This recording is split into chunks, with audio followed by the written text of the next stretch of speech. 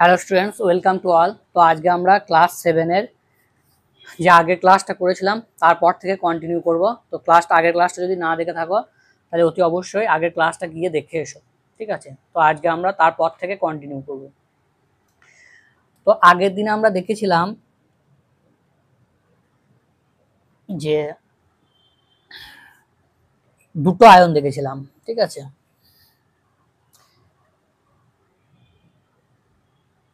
এক মিনিট।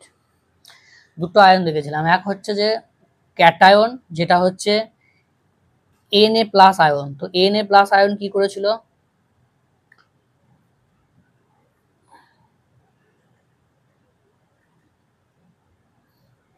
এইখানে প্রথম অরবিটে প্রথম কক্ষপথে দুটো, তারপরেরটায় 8টা, 1 2 3 4 5 6 7 8, আর লাস্টের অরবিটে একটা, টোটাল 11টা। এটা কার কার স্ট্রাকচার, কার গঠন? সেটা হচ্ছে সোডিয়াম পরমাণু। আর ক্লোরিনের যদি বলি আমরা, তাহলে ক্লোরিনের হচ্ছে 17, তাই তো? তাহলে ক্লোরিনের যদি আমরা ইলেকট্রন বিন্যাস করি সেটা কিরকম হবে? প্রথমটাই হচ্ছে দুটো, তারপরেরটাই হচ্ছে 8টা, 1টা 2টো 3টে 4টে 5টা 6টা 7টা 8টা, আর তারপরেরটাই কটা থাকবে? 7টা, কারণ টোটাল হচ্ছে ক্লোরিনের 17টা। তাহলে 1টা 2টো 3টে 4টে 5টা 6টা 7টা 8টা, সরি 7টা থাকবে, ঠিক আছে? 8টা না, 7টা থাকবে।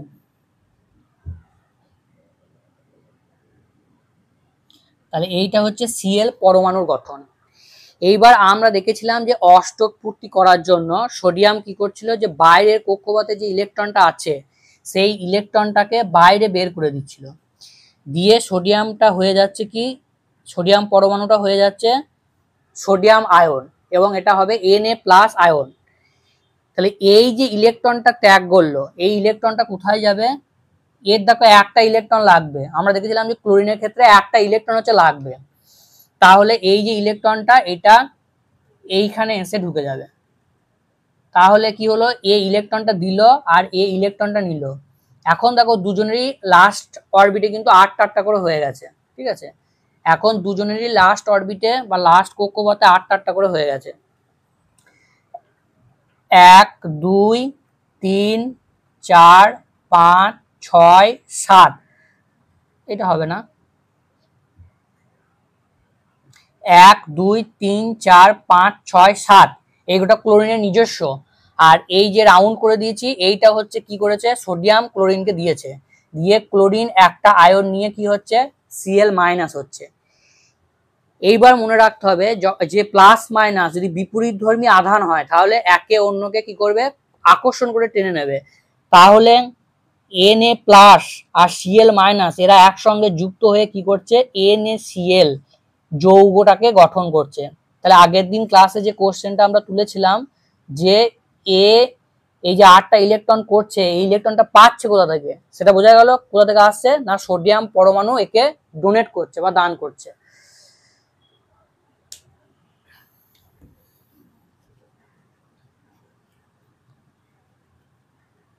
বেশ, এইবার দেখো তোমাদের বইয়ের কিছু হচ্ছে যে যৌগের সংকেত দেওয়া আছে, সেগুলোকে মুখস্থ করতে হবে। তার মধ্যে কিছু হচ্ছে আগের দিন লিখে দিয়েছিলাম, যেমন সোডিয়াম ক্লোরাইড NaCl, তারপরে জল হচ্ছে H2O, ঠিক আছে? তারপরে তোমাদের হচ্ছে মিথেন লিখে দিয়েছিলাম CH4, তারপরে NH3 এটা হচ্ছে অ্যামোনিয়া,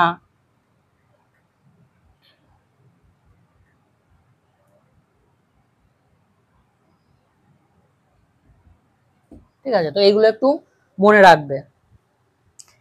এইবার দেখো আমরা যোজ্যতা জিনিসটা একটু বোঝার চেষ্টা করব, ঠিক আছে? কেননা যখন আমরা এই যৌগের সংকেতগুলো বানাবো তখন যোজ্যতাটা জানা থাকলে তোমাদের অনেক সুবিধা হবে, সুতরাং যোজ্যতাটা আমাদের জেনে রাখা দরকার, ঠিক আছে? তো যোজ্যতা আমরা কিভাবে বের করব? দেখো এই যে সোডিয়াম আমরা দেখলাম, সোডিয়াম কটা ইলেকট্রন ত্যাগ করলো? একটা ইলেকট্রন ত্যাগ করলো, তাহলে সোডিয়ামের যোজ্যতা কত হয়ে যাবে? 1। তারপরে হচ্ছে ক্লোরিন। ক্লোরিন কি করলো, একটা ইলেকট্রন নিল, তাহলে এর যোজ্যতা হয়ে যাবে 1। এখানে আমরা এখন সাইন দেবো না, ঠিক আছে, প্লাস মাইনাস সাইন দেবো না, জাস্ট সংখ্যাটা দেখো। এইটা হচ্ছে ক্লোরিনের ক্ষেত্রে 1। নেক্সট হচ্ছে ধরো তোমাকে জিজ্ঞাসা করলো ক্যালসিয়াম, ক্যালসিয়ামের যোজ্যতা কত হবে, সঙ্গে সঙ্গে তোমাদের ইলেকট্রন বিন্যাসটা করে নিতে হবে 2 8 8 2। তাহলে কি করবে, লাস্টের অরবিটে দুটো ইলেকট্রন বাদ দিয়ে ছেড়ে দেবে, তাহলে কি হয়ে যাবে, এর যোজ্যতা কত হয়ে যাবে 2। বুঝা যাচ্ছে? এদের যোজ্যতা গুলো কিভাবে বের করতে পারবো। তারপর ধরো তোমাকে বললো অ্যালুমিনিয়ামের যোজ্যতা কত, সঙ্গে সঙ্গে তোমার 13 মুখস্থ আছে, 13 যদি মুখস্থ থাকে তাহলে তার ইলেকট্রন বিন্যাস কত হবে 2 8 3। তাহলে লাস্ট অরবিটে কটা আছে, 3টে আছে, তাহলে 3টে কি করবে, ছেড়ে দেবে, 3টে ছেড়ে দিলে যোজ্যতা কত হয়ে যাবে 3। বুঝা গেছে? এইভাবে যোজ্যতা আমরা করতে পারবো। তারপর ধরো কার্বন, কার্বনের ক্ষেত্রে কি রয়েছে, কার্বনের ক্ষেত্রে হচ্ছে 6, তাহলে 6 হলে ইলেকট্রন বিন্যাস কি হবে 2 2 4। তাহলে কি করবে, 4টে ইলেকট্রন নিতেও পারে আবার 4টে ইলেকট্রন দিতেও পারে, ঠিক আছে। তাহলে কার্বনের ক্ষেত্রে যোজ্যতা কত হয়ে যাবে 4, কারণ 4 আর 4 হচ্ছে 8 হয়ে যাবে, আর এই 4টে যদি ছেড়ে দেয় তাহলে লাস্ট অরবিটে দুটো পড়ে থাকবে, ঠিক আছে। তাহলে প্রথম অরবিটে জানি যে আমরা ম্যাক্সিমাম দুটোই থাকতে পারে, ঠিক আছে, প্রথম অরবিটে কিন্তু 8টা থাকতে পারবে না, প্রথম অরবিটে ম্যাক্সিমাম দুটোই থাকতে পারবে।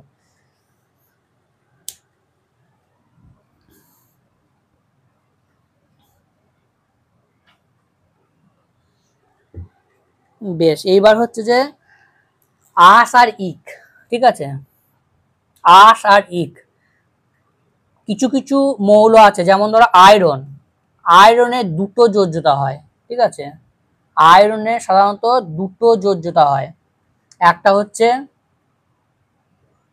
2 আর একটা হচ্ছে 3।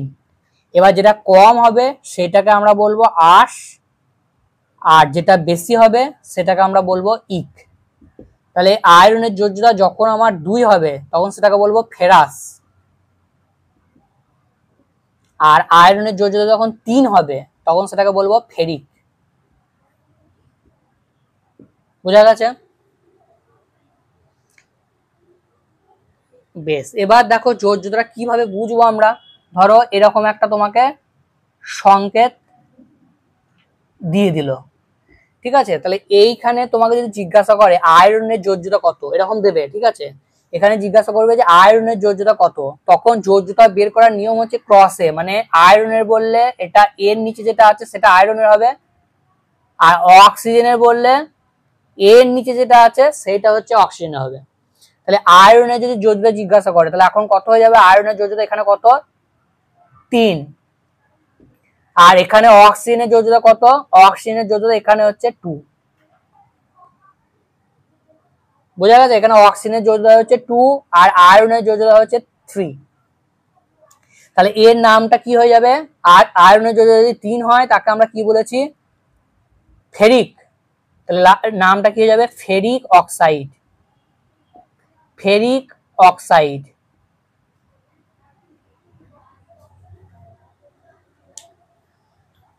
বেশ, এইবার দেখো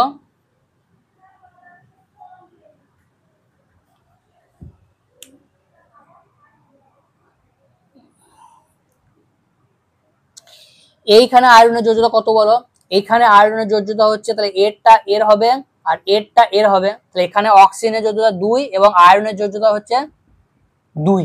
তাহলে 2 হলে কি বলেছি, তার নাম কি হয়ে যাবে, ফেরাস অক্সাইড, ফেরাস অক্সাইড। এইবার দেখো এখানে দুটোই 2 আর 2 আছে, ঠিক আছে, এই জন্য এই দুটোকে আমরা ক্যান্সেল করে দিতে পারি, সেম সেম যদি থাকে সেটাকে আমরা সব সময় চাইবো যেটাকে সব থেকে মানে সিম্পল ভগ্নাংশে নিয়ে আসতে, ঠিক আছে, এটা 2 আর এটা 2 কেটে যাবে, তাহলে এইটা দেখতে কিরকম হয়ে যাবে এখন, FeO। তাহলে এইটা হচ্ছে ফেরাস অক্সাইডের সংকেত, ঠিক আছে, বইয়ে দেখবে এই 2টা লেখা থাকবে না, কারণ এই 2টা হচ্ছে যে ক্যান্সেল হয়ে যাবে, কিন্তু এখানে যদি তুমি লিখে দাও যে আয়রনের যোজ্যতা 1, কারণ এখানে 1 আছে এখানে 1 আছে, এইখান থেকে দেখে মনে হচ্ছে, তাহলে কিন্তু ভুল হয়ে যাবে, কারণ অক্সিজেনের যোজ্যতা হচ্ছে অলওয়েজ 2। তাহলে এখান থেকে আমরা 2 এবং 2 এখানে কিন্তু আছে, সেটা ক্যান্সেল করা আছে, তাহলে বুঝে করতে হবে জিনিসটা। এইখানে যদি এরকম দেয় তাহলে সেখানে আয়রনের যোজ্যতা কিন্তু 2 হয়ে যাবে। এইবার দেখো তোমাকে যদি জিজ্ঞাসা করে, এটা তো গেল আয়রনের আশ এবং ইক, এরকম আরো কিছু দিচ্ছি, সেগুলো তোমরা ট্রাই করো। যেমন ধরো কার্বন ডাইঅক্সাইড। আচ্ছা, কার্বন ডাইঅক্সাইডের আগে ওয়াটারটা দেখো, ধরো ওয়াটার H2O, H2A হাইড্রোজেন এবং অক্সিজেনের যোজ্যতা কত? তাহলে এইটা হবে অক্সিজেনের, আর এইটা সরি এইটা অক্সিজেনের হবে, আর এইটা হচ্ছে হাইড্রোজেনের হবে। তাহলে হাইড্রোজেনের হচ্ছে 1, এর তলায় কিছু নেই মানে হচ্ছে 1 আছে, তাহলে 1, আর অক্সিজেনেরটা হচ্ছে 2। এবার এইটা বলো অ্যামোনিয়া, তাহলে নাইট্রোজেনের 3, হাইড্রোজেনের নিচে কিছু নেই মানে 1 আছে, তাহলে হাইড্রোজেনের 1। বোঝা গেছে? এইভাবে যোজ্যতাগুলো করে আমরা বের করতে পারি। এইবার দেখো অক্সিজেনটা 2, এটা সবসময় মনে রাখবে, অক্সিজেনের যোজ্যতাটা অলওয়েজ মনে রাখবে 2, কারণ এটা অনেক জায়গায় কাজে লাগবে। যেমন ধরো এই যে দিল কার্বন ডাইঅক্সাইড, ঠিক আছে, তো এখানে জিজ্ঞাসা করলো যে অক্সিজেনের যোজ্যতা কত, ঠিক আছে, তাহলে অক্সিজেনের যোজ্যতা এখানে কিন্তু আমরা জানি 2 হয়, তাহলে এটাকে যদি সাজিয়ে নিই, দেখো এখানে যদি তোমাকে জিজ্ঞাসা করে যে কার্বনের যোজ্যতা কত, তুমি লিখে দিলে এখানে 2 আছে, তাহলে কার্বনের যোজ্যতা 2, তো এটা কিন্তু ভুল হয়ে যাবে, ঠিক আছে, এখানে কার্বনের যোজ্যতা কিন্তু 2 নয়, কেন আমরা জানি যে অক্সিজেনের যোজ্যতা হচ্ছে অলওয়েজ 2 হবে, তাহলে এইটাকে 2 বানাতে হবে, কারণ এইটা যে অক্সিজেনের যোজ্যতা হচ্ছে এর নিচেরটা, তাহলে এইটা 2 বানিয়ে দাও, তাহলে দুটো এখানে 1 আছে, কিছু নেই মানে 1 আছে, তাহলে এটাকে দুটোকে আমরা 2 দিয়ে মাল্টিপ্লাই করে দিচ্ছি, তাহলে এটা 2 হয়ে গেল, এটা কি হবে 4 হয়ে গেল। তাহলে এখন দেখো অক্সিজেনের যোজ্যতা কত হয়ে যাচ্ছে 2, আর কার্বনের যোজ্যতা কত হয়ে যাচ্ছে 4, তাহলে এখানে কার্বনের যোজ্যতা কত হবে 4, তাহলে এখানে কার্বনের যোজ্যতা হয়ে যাবে 4। বুঝা গেছে?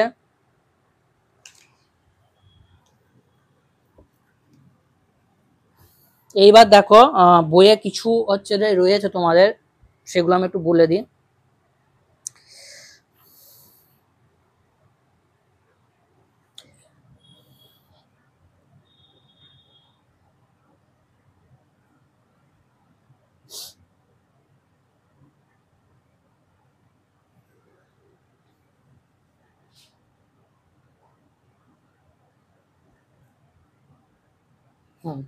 যেমন ধরো রয়েছে পটাশিয়াম ক্লোরাইড, পটাশিয়াম ক্লোরাইড, তাহলে পটাশিয়ামের আমরা জানি কে, তাহলে পটাশিয়াম ক্লোরাইডের সংকেত কি যাবে কে সিএল, কে সিএল। যদি জিজ্ঞাসা করে এর মধ্যে কি কি মৌল রয়েছে, তাহলে আমরা লিখবো কি পটাশিয়াম, কে মানে হচ্ছে পটাশিয়াম, আর হচ্ছে সিএল মানে হচ্ছে ক্লোরিন, তাহলে এর মধ্যে কি কি মৌল আছে পটাশিয়াম এন্ড ক্লোরিন। তারপরে রয়েছে দেখো তোমাদের, ঠিক আছে, এবার তোমাকে বললো ধরো ক্যালসিয়াম ক্লোরাইড, ক্যালসিয়াম ক্লোরাইড, তাহলে কি হবে ক্যালসিয়াম মানে সিএ, আর ক্লোরাইড মানে ক্লোরিন থাকবে, তাহলে সিএল। এবার দেখো ক্যালসিয়ামের যোজ্যতা 2 হয়, তাহলে এখানে 2 লিখতে হবে, CaCl2, CaCl2। তারপরে অ্যালুমিনিয়াম ক্লোরাইড যদি বলে Al, অ্যালুমিনিয়ামের যোজ্যতা কত হয় 3, তাহলে Cl এর নিচে কত হবে 3, তাহলে AlCl3, এটা হচ্ছে অ্যালুমিনিয়াম ক্লোরাইড, এটা হচ্ছে ক্যালসিয়াম ক্লোরাইড। এবার যদি বলে ম্যাগনেসিয়াম ক্লোরাইড, তাহলে ম্যাগনেসিয়ামের যোজ্যতা কত হচ্ছে 2, তাহলে এখান থেকে 2 হয়ে যাবে। এই জন্য ইলেকট্রন কনফিগারেশন বা ইলেকট্রন বিন্যাস যেটা আছে এইটা আগে ভালো করে বুঝতে হবে, তাহলে এগুলো তোমাদের কাছে খুবই হচ্ছে ইজি হয়ে যাবে। নেক্সট দেখো যেটা আছে, হ্যাঁ আস আর ইকের মধ্যে আর একটা পড়তে হবে, দুটো পড়তে হবে, আয়রন আর একটা হচ্ছে তোমাদের কপার মানে তামা, ঠিক আছে। তামার ক্ষেত্রে দুটো যোজ্যতা হয়, একটা হচ্ছে 1, যেটাকে আমরা কম বলে আস বলবো, আর একটা যোজ্যতা হবে 2, যেটা বেশি সেই জন্য এটাকে আমরা ইক বলবো, ঠিক আছে। তাহলে 1 হলে আস আর 2 হলে হচ্ছে ইক বলবো। যেমন ধরো Cu2O, এটার নাম কি হবে, তাহলে এখানে অক্সিজেনের যোজ্যতা কত হচ্ছে, অক্সিজেনের যোজ্যতা দেখো 2, আর কপারের যোজ্যতা কত, কিছু নিচে কিছু নেই মানে হচ্ছে 1 আছে, তাহলে কপারের যোজ্যতা 1, তাহলে কপারের যোজ্যতা 1 হলে তারকে কি বলেছি আস যোগ করতে হবে, তাহলে কিউ প্লাস অক্সাইড, লাস্টে ও থাকলে সবসময় আমরা অক্সাইড বলবো, তাহলে কিউ প্লাস অক্সাইড, এটার নাম হয়ে যাবে কিউ প্লাস অক্সাইড। এইবার এইটা বলো Cu2O2, তাহলে এখানে কপারের ভ্যালেন্সি কত, কপারের যোজ্যতা হচ্ছে 2, আচ্ছা যোজ্যতার ইংলিশ টার্ম হচ্ছে ভ্যালেন্সি, ইংলিশ নামগুলোর সঙ্গে একটু পরিচিত থাকতে হবে, নাহলে অসুবিধা হবে। নেক্সট হচ্ছে কপারের এখানে যোজ্যতা হচ্ছে 2 আর অক্সিজেনের হচ্ছে 2। তাহলে এটার নাম কি হয়ে যাবে, যোজ্যতা যদি 2 হয় তাহলে ইক হবে, তাহলে কিউপ্রিক অক্সাইড। এইবার দেখো 2 2 আছে, আমরা ক্যান্সেল করে দিতে পারি। যখন কিউপ্রিক অক্সাইড থাকবে তখন সব সময় সিম্পল ফর্মে লিখতে হবে। তাহলে এটার সংকেত কিন্তু CuO, এটা সংকেত হয়ে যাবে CuO।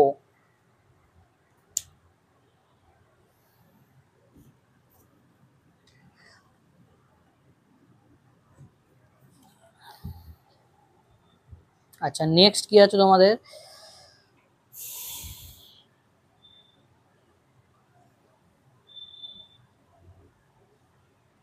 আর দুটো আছে, একটা হচ্ছে সিলভার ক্লোরাইড আর একটা হচ্ছে লেড ক্লোরাইড। তাহলে সিলভার হচ্ছে Ag আর ক্লোরাইড মানে ক্লোরিন Cl। এখানে দুজনেরই যোজ্যতা হচ্ছে 1 1, সেজন্য কিছু লেখা হয় না, ঠিক আছে। সিলভার ক্লোরাইড আর একটা হচ্ছে লেড ক্লোরাইড PbCl2। এখানে লেডের যোজ্যতা হচ্ছে 2 আর ক্লোরিনের যোজ্যতা হচ্ছে 1। তাই এই কোটা তোমাদের বইয়ের মধ্যে রয়েছে, ঠিক আছে। তো প্রত্যেকটাই আমি ডিসকাস করে দিলাম। বেশ, নেক্সট যেটা আছে তোমাদের,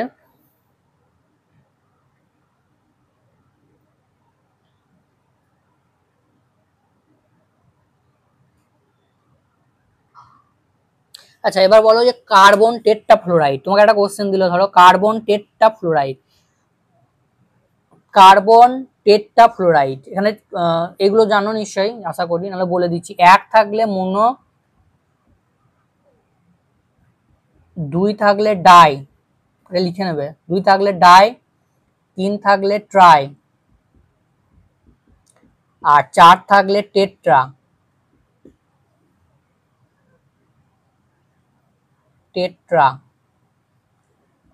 আর 5 থাকলে হচ্ছে পেন্টা। এইগুলা করলেই হয়ে যাবে 1 থেকে 5 পর্যন্ত। তাহলে দেখো এটার নাম আমরা কি করে বলবো, কার্বন সি, এটা জানো তো আমরা কার্বন, আর ক্লোরিন কটা আছে 4টে, সেই জন্য এটাকে আমরা কি বলবো, কার্বন টেট্রা ক্লোরাইড। এর নামটা কি হয়ে যাবে, কার্বন টেট্রা ক্লোরাইড। বোঝা গেছে? এইটা কিন্তু লিখে রাখবে।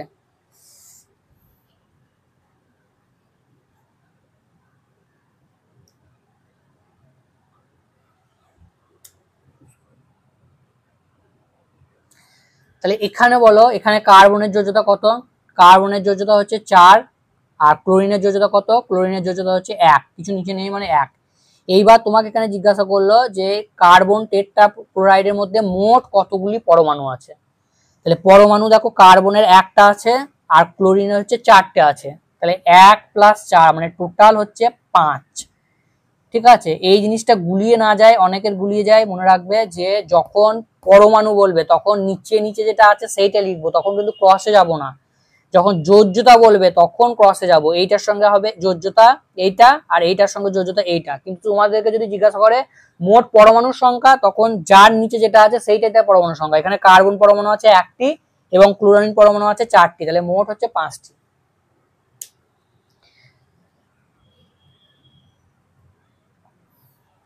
এইবার বলো এইটার নাম তাহলে কি হবে। দেখো এস মানে আমরা পড়েছি সালফার, আর 3 থাকলে কি বললাম, ট্রাই, আর ও হলে কি বললাম, অক্সাইড। Sulphur try oxide. বোঝা গেছে, এর নামটা হয়ে যাবে সালফার ট্রাই অক্সাইড।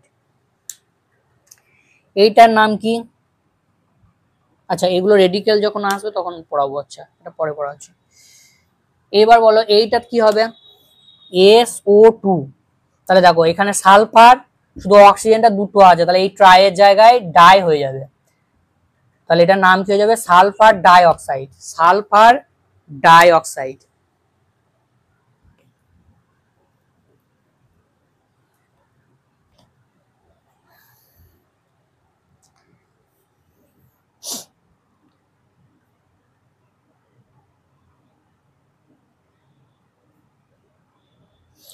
তারপরে দেখো এটার নাম কি হবে?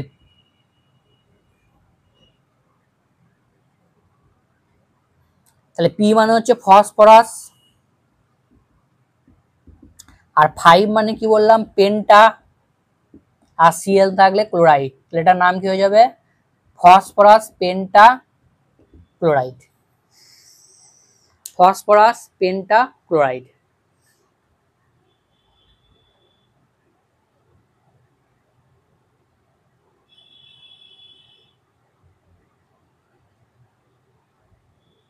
আচ্ছা, এবার যেটা তোমাদের পড়াবো সেটা হচ্ছে মূলক। মূলক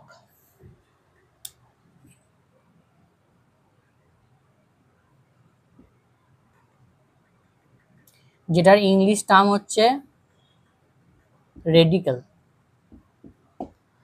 ঠিক আছে, তো মূলক কোনগুলোকে বলবো? তো কিছু কিছু মূলকের নাম তোমাদের দেওয়া আছে, আমরা একটা এক্সাম্পল দিয়ে বুঝি, একটা উদাহরণ দিয়ে বুঝি, তাহলে বুঝতে হচ্ছে অনেক সুবিধা হবে। যেমন ধরো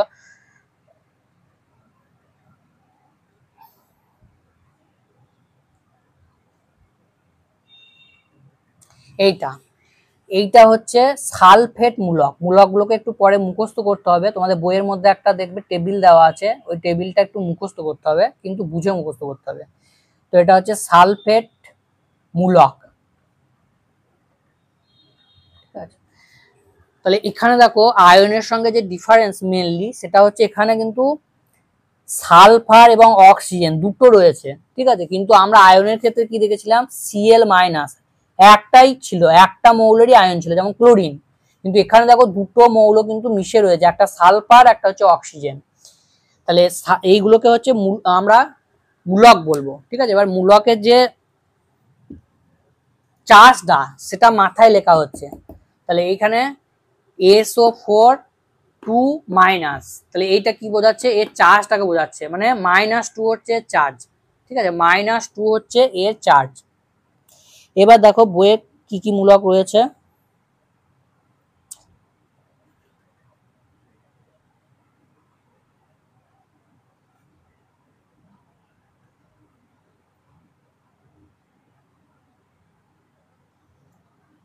হুম, যে মূলকগুলোকে তোমাদের পড়তে হবে সেগুলো একটু আমি লিখে দিই। যেমন ধরো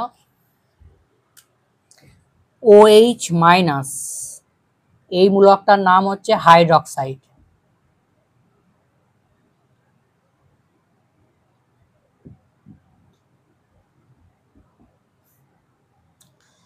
তারপরে হচ্ছে তোমাদের CO3 2 মাইনাস, এটা হচ্ছে কার্বনেট মূলক।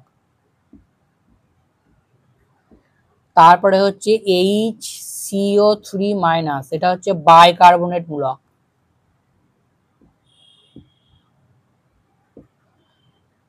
বাইকার্বনেট মূলক। তারপর হচ্ছে NH, আচ্ছা দাঁড়াও, আর কি রয়েছে? এটা রয়েছে,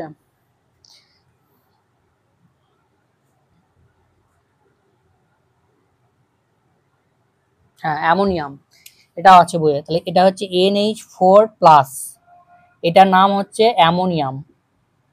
অ্যামোনিয়াম।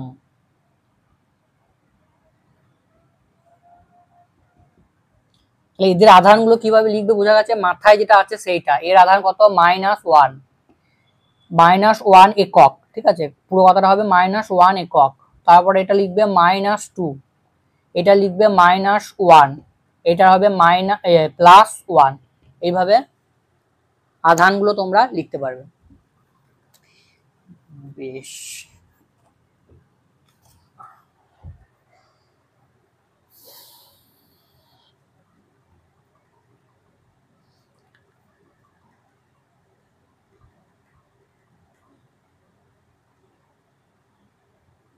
হ্যাঁ আর একটা আছে, সেটা হচ্ছে ফসফেট। ফসফেটটা হচ্ছে PO4 3 মাইনাস, এটা হচ্ছে ফসফেট।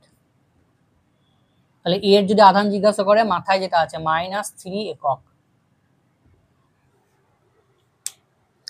বেশ, এই রেডিকল গুলো আগে মুখস্থ রাখতে হবে, নাহলে তোমরা যখন সংকেত বানাবে তখন হচ্ছে যে অসুবিধা হবে। ঠিক আছে,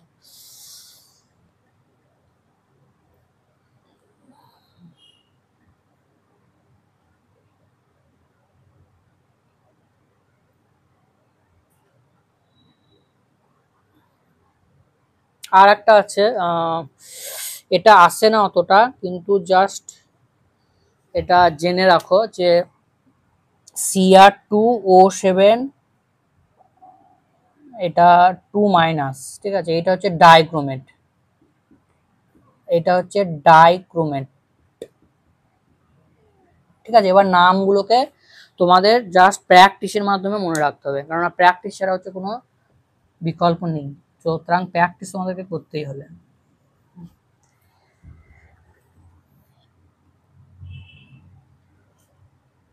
আমি কিছু নাম বলে দিচ্ছি যেগুলো ইম্পর্টেন্ট, আর বাকিগুলো তোমরা বই থেকে তো পেয়ে যাবে। যেমন ধরো এটা আছে Na2CO3, এটার নাম কি হবে? এটার নাম হবে সোডিয়াম কার্বনেট। যদি রাসায়নিক নাম বলে তাহলে আমরা লিখব সোডিয়াম কার্বনেট। আর এটাকে আমরা বাড়িতে যে কাপড় কাচার জন্য যে সুতা ইউজ করি, তো সেই সুতাটা হচ্ছে এইটা। তাহলে কাপড় কাচার সুতার যদি রাসায়নিক নাম আসে তাহলে লিখতে হবে সোডিয়াম কার্বনেট। আর যদি আমার সংকেত আছে তাহলে সেই ক্ষেত্রে আমরা এটা লিখবো। আর একটা দেখো Na8CO3, এটার নাম হচ্ছে সোডিয়াম, এবার দেখো এখানে HCO3 আছে, তাহলে HCO3 থাকলে নামটা কি হয়ে যাবে? বাইকার্বনেট। এটা হচ্ছে খাবার সোডা, এটা হচ্ছে কাপড় কাচার সোডা, আর এটা হচ্ছে খাবার সোডা। এই দুটো খুবই আছে। আর যেটা আছে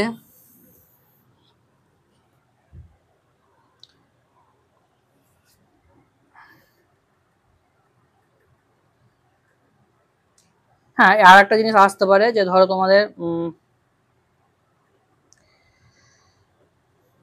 এরকম দিল কোশ্চেনটা যে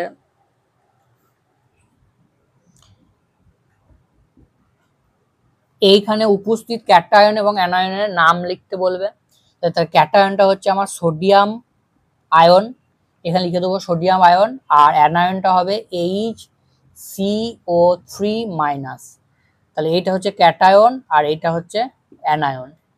একইভাবে তোমাদের দিল ধরো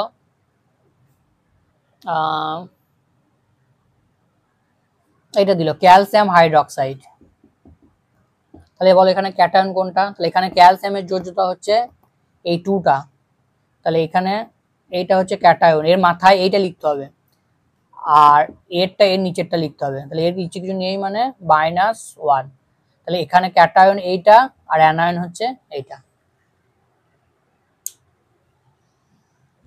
এইবার এইটা বলো যে AlCl3, এখানে ক্যাটায়ন কোনটা? তাহলে এই চার্জটা মাথায় লিখবো, এখানে ক্যাটায়ন হয়ে যাবে এইটা আর অ্যানায়নটা হয়ে যাবে এইটা। এইখানে বলো এটা ক্যাটায়ন কোনটা হবে? ক্যাটায়ন হচ্ছে NH4+ অ্যামোনিয়াম আয়ন, এখানে পড়লাম, আর Cl- ক্লোরাইড আয়ন, তাহলে ক্লোরাইড আয়নটা হচ্ছে অ্যানায়ন আর অ্যামোনিয়াম আয়নটা হচ্ছে ক্যাটায়ন।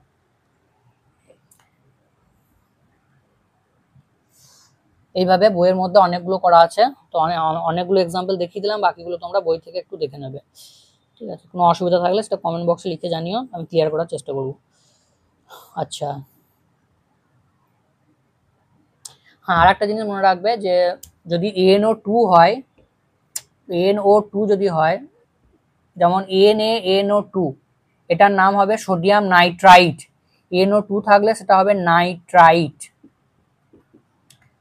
আর যদি NO3 থাকে, NaNO3, তাহলে সেক্ষেত্রে নামটা হয়ে যাবে নাইট্রেট। তাহলে নাইট্রেট আর নাইট্রাইটের মধ্যে ডিফারেন্সটা বোঝা গেছে। 2 থাকলে NO2 যদি থাকে তাহলে নাইট্রাইট বলবো, আর NO3 যদি থাকে তাহলে সেটাকে আমরা নাইট্রেট বলবো।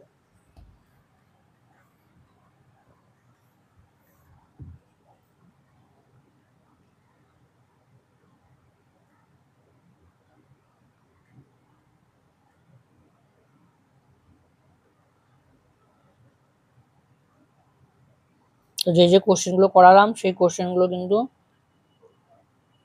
ভালো করে পড়বে, ঠিক আছে, যে এক্সামের পারপাস থেকে ইম্পর্টেন্ট কোশ্চেনগুলোই করিয়ে দিয়েছি। নেক্সট দেখো, হ্যাঁ, আর একটা বলে দিই, হাইড্রোজেন সালফাইড, ঠিক আছে, অনেক ছোটোখাটো জিনিস আছে মিসিং হয়ে যায়, এই জন্য জাস্ট দেখে নিতে হয় যে এটা হচ্ছে হাইড্রোজেন সালফাইড। এটার নাম হবে হাইড্রোজেন সালফাইড। এটা একটা গ্যাস যেটা হচ্ছে যে প্রচুর দুর্গন্ধযুক্ত গ্যাস, ঠিক আছে, পচা ডিমের মতো গন্ধযুক্ত গ্যাস, এটা হাইড্রোজেন সালফাইড। তো এখানে জোর জোড়া যদি দেয় তাহলে হাইড্রোজেনের হয়ে যাবে 1, সালফারের হয়ে যাবে 2। হাইড্রোজেনের 1 আর সালফারের হচ্ছে 2। আর অক্সিজেনেরটা খেয়াল রাখবে, অক্সিজেন যেখানেই থাকবে অক্সিজেনকে 2 মাস্ট বানাতে হবে, তারপরে অন্য জোর জোড়াগুলো দেখবো, নাহলে কিন্তু ভুল হবেই হবে, ঠিক আছে। যেমন আমরা দেখালাম যে কিউপ্রিক অক্সাইডের ক্ষেত্রে এখানে দেখে মনে হচ্ছে যে কপারের যোজ্যতা 1, লিখে দিলে কেটে দেবে, ঠিক আছে, এখানে কপারের যোজ্যতা অ্যাকচুয়ালি 2, কেননা অক্সিজেনটা 2 বানাতে হবে, তাহলে এখানে 2 বানালে 2 2 করছিলাম, দিয়ে ক্যান্সেল করছিলাম, বুঝা গেছে। তো এই জিনিসগুলো কিন্তু ভালো করে খেয়াল রাখবে। এর পরের দিন আমরা যেটা করবো সেটা হচ্ছে রাসায়নিক বিক্রিয়া। তো রাসায়নিক বিক্রিয়া প্রকারভেদ, ঠিক আছে, এই জিনিসগুলো করবো। তো আজকের ক্লাসটা এতদূর পর্যন্ত থাকলো। কোনো রকম কোশ্চেন থাকলে সেটা কমেন্ট বক্সে লিখে তোমরা জানিও। So good bye.